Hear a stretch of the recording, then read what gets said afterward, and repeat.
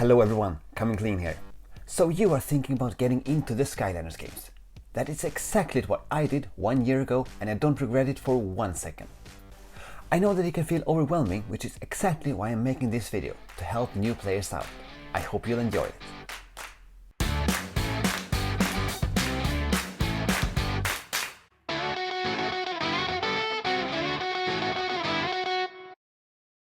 There is a lot to cover about this topic, and if you want to read about the things you need to know about the Skylanders games, I recommend visiting SkylandersCharacterList.com. In this video, I will address certain topics that I think are the most important things you should know about these games. I'll start off with talking about what type of games the Skylanders games are and what you can expect of the series. Since there are several games and hundreds of playable Skylanders, you're also most likely curious about where in the franchise you should start. Another burning topic is which Skylanders adventure packs that you should buy for each game. Finally, I'll list a couple of reasons why I think it's a good idea to get into the Skylanders franchise.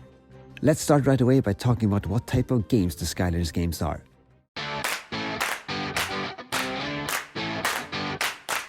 In short, the Skylanders games are action-adventure platformers with an RPG touch. The RPG influences are always present as you level up your characters, unlock new abilities, and you can even see damage numbers on both yours and your enemy's attacks. In all games, there is a simple yet engaging, well-written narrative with key NPCs and villains in focus. The scripts and acting is great and everything is light-hearted and filled with humor, but the actual Skylanders you play as are more or less just along for the ride. The big focus of the whole franchise is not the story, but the numerous playable characters. As I'm sure you know, all Skylanders are purchased in physical form and become playable when put on the Portal of Power. Their gained experience, unlocked abilities and accumulated gold is saved on the figure itself. The controls are simple and intuitive, and the Skylanders movesets do get in general increasingly complex the further you progress in the series. The control scheme is easy to grasp but also nuanced to suit players of all experience levels. You can have a lot of fun exploring the depth and intricacies of any particular Skylanders moveset, but you will also have a great time just mashing buttons. For all games but the first, there is also an adjustable difficulty setting, and everything adds up to a series of games that can be enjoyed by players on all skill levels. They are also, in my opinion, perfect for two players of different levels of experience to play together. For example, parents and their children, or siblings of different ages. The Skylanders games are also localized for in-game speech from many different countries. The only thing I want to add as a warning is that you need to enjoy replaying levels with different playable characters to discover abilities, tactics and strategies. If you are the type of player who completes a game and then puts it on your shelf forever, the Skylanders games are probably not for you. Now let's move on to the next big question. Where in this relatively huge franchise is the best place to start?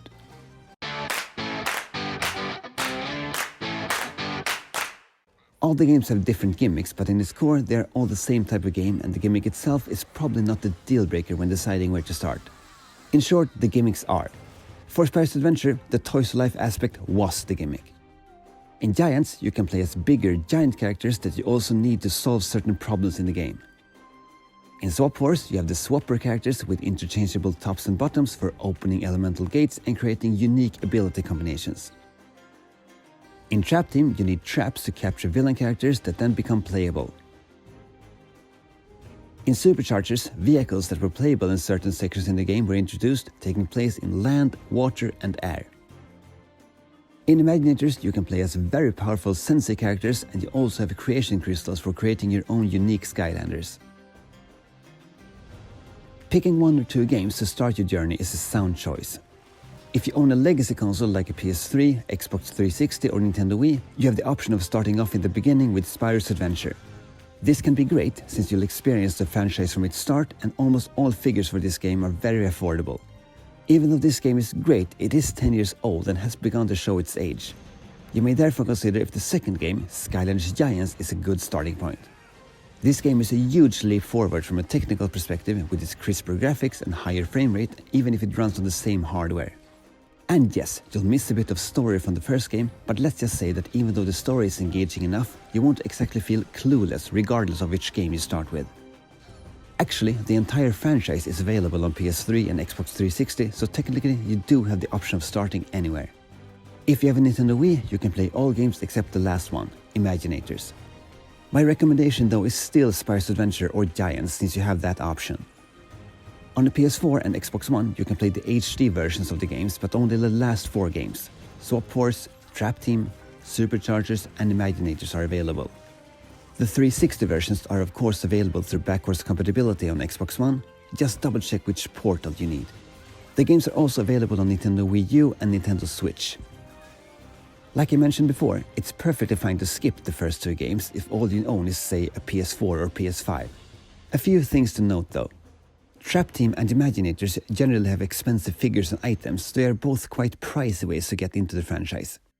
The games themselves are also rare and expensive in their PS4/Xbox One versions, and I've actually never seen Swap Force on sale for any of these systems. That leaves us one game that suddenly, in my opinion, becomes the perfect entry for the HD era consoles, Skylanders Superchargers.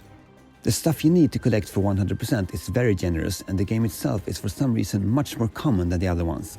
It is also a great game overall, and if racing is not your thing, you can just skip those parts and focus on the vehicle combat sections in the story mode, which really breaks up the gameplay in a great way. So, to sum up my tips for which games to start with. If you have an older console that can run the games, start off with Spyro's Adventure or Giants. If you don't own any of those consoles or just want to go for the HD versions, start off with Superchargers. You could also ignore all of the above and buy the games you think you'll like. Full disclosure, I bought all the games almost at once. One last thing is that you need to make sure that your portal works with both your console and the version of the game you want to play. As I've done many times before, I'll direct you over to SkylandersCharacterList.com where you'll find all the info you need. Link is in the description. I will also link one of my videos in the description called What I Wish I Knew Before I Started Collecting Skylanders that you may want to watch after this video to learn how to avoid some of the common mistakes people make. So now we have established what type of games the Skylanders games are and which ones are good entry points. To play Toys to Life games you do of course need actual toys, and which ones to buy is a topic in itself.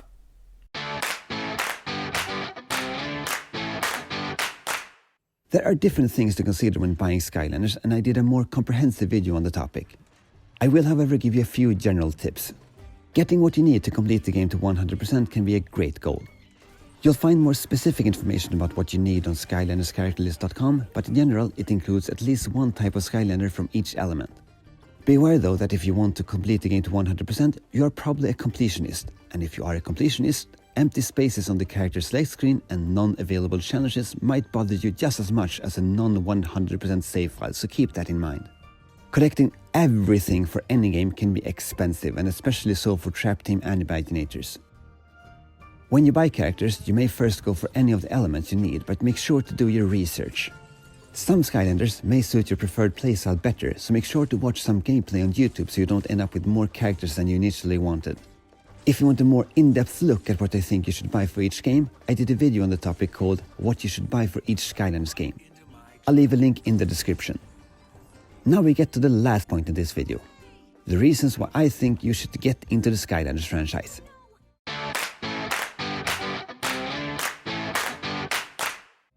I could talk about this for a long time, but I'll settle for emphasizing a few points. I'll start off by saying that the Skylanders games are unique. And I'm not just talking about the Toys to Life gimmick. The whole setting with floating islands, the character design, the well-written scripts adds up to a package you really can't find anywhere else. In my opinion, the Skylanders games are worth checking out just because they are great, unique games. The next point I want to bring up is that there is a very active community surrounding these games. People post things in the subreddit every day, and there are tons of different Skylanders themed YouTube channels that keep popping up even today.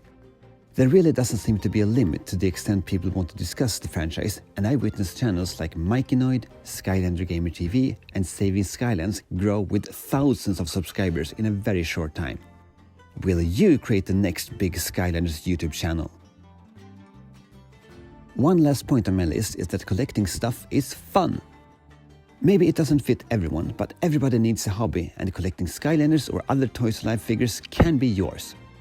People might shrug and think that collecting toys is weird, but people collect all sorts of strange things. The best thing with Toys to Life figures is that they can look great when displayed, and you can actually use them for something too. Of course, there is a risk that it becomes expensive, and you should spend your money wisely and prioritize certain things before buying Skylanders figures. In the end though, it is your money and you can and should spend it on things that make you happy. I know it is a lot to take in about getting into the Skylanders franchise, but I hope this video gave you some good information. In the description, I'll leave a few links to other videos I have made that you'll hopefully find helpful too. I'll also leave a couple of links to other high-quality Skylanders focused YouTube channels. That is, however, it for this video. Please consider subscribing for weekly gaming content. Thank you very much for watching. My name is MIKENOID and I will see you next time. Take care!